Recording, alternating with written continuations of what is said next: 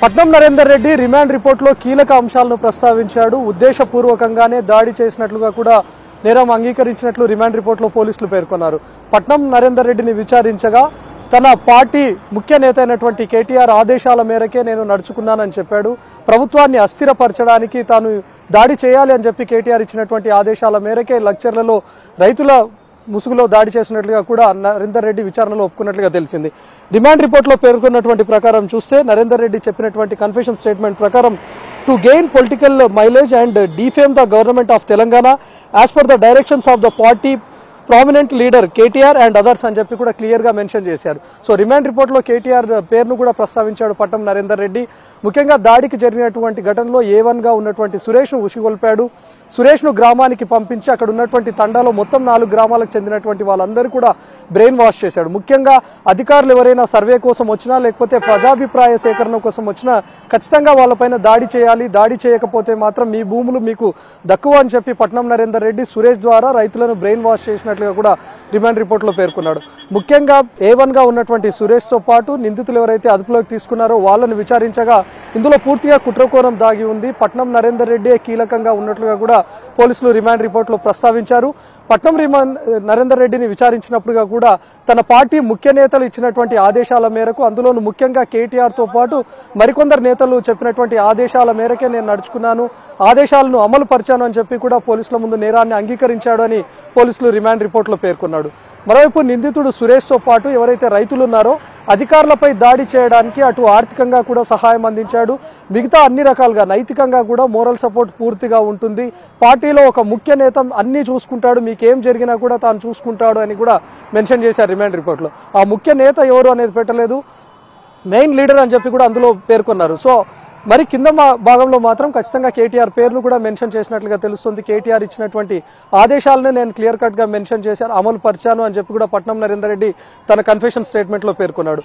ఇప్పటి వరకు మొత్తం 46 మందిని A1 నుంచి A46 గా నిందితులుగా చేర్చారు. ఇప్పటి వరకు 26 మందిని పోలీసులు అదుపులోకి తీసుకున్నారు. ఇప్పటికే పట్నం నరేందర్ రెడ్డి సహా మిగతా అందరినీ రిమాండ్ కు పంపించారు. A1 గా ఉన్నటువంటి సురేష్ ఇంకా పరారీలో ఉన్నట్లుగానే తెలిపాడు. ముందుగా పట్నం నరేందర్ రెడ్డి సురేష్ ను వాడుకొని సురేష్ కు పూర్తి స్థాయిలో ఆర్థిక సహాయం అందించడమే కాకుండా నిన్ను భవిష్యత్తులో కూడా పార్టీ అన్ని రకాలుగా ఆదుకుంటుంది, నీకు సముచిత స్థానం కల్పిస్తుంది అని చెప్పి కూడా సురేష్ కు అన్ని రకాలుగా అండదండలు ఇచ్చారు. సురేష్ ను ఆ గ్రామాలకు పంపించిన తర్వాతనే అక్కడ ఉన్నటువంటి రైతులను అధికారులపైకి ఉసగొట్టే విధంగా బ్రెయిన్ వాష్ చేసినట్లుగా కూడా రిమాండ్ రిపోర్ట్ లో క్లియర్ గా మెన్షన్ చేశారు. సో అటు సురేష్ తో పాటు మాజీ ఎమ్మెల్యే పట్నం నరేందర్ రెడ్డి ఆదేశాల మేరకు పట్నం నరేందర్ రెడ్డి డైరెక్షన్ లోనే ఈ రోజు అధికారులపైన దాడి జరిగినట్లుగా కూడా రిమాండ్ రిపోర్ట్ లో పేర్కొన్నాడు. దాదాపు 3.5 గంటల పాటు ఈ రోజు పట్నం నరేందర్ రెడ్డిని విచారించారు. అటు ఎస్పీతో పాటు ఐజీ సత్యనారాయణ కూడా విచారించారు. సో రిమాండ్ రిపోర్ట్ లో మెన్షన్ చేసినటువంటి క్లియర్ అంశాలు చూస్తే పట్నం నరేందర్ రెడ్డి ఇప్పుడు A1 గా మారిపోయాడు. నరేందర్ రెడ్డి అరెస్ట్ ముందు వరకు కూడా ఈ దాడి ఘటనలో A1 గా సురేష్ మాత్రమే ఉన్నాడు. ఎప్పుడైతే నరేందర్ రెడ్డిని అదుపులోకి తీసుకొని విచారించారో సిడిఆర్ కాల్ డేటాను కూడా పూర్తిగా విశ్లేషించారు.